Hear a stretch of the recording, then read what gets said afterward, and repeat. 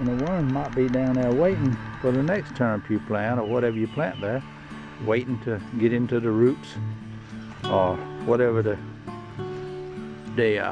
vegetable might be producing, peanuts or whatever, and get into the products while it's in the ground. This is what I'm saying. I mean, I don't know, but I just felt like it's a good idea to have them slung out here yesterday. So I'm gonna rake them up now and take them another spot further away from the garden in case there's some worms crawl out of these. And these are nice turnips, but some of them got little worms in them.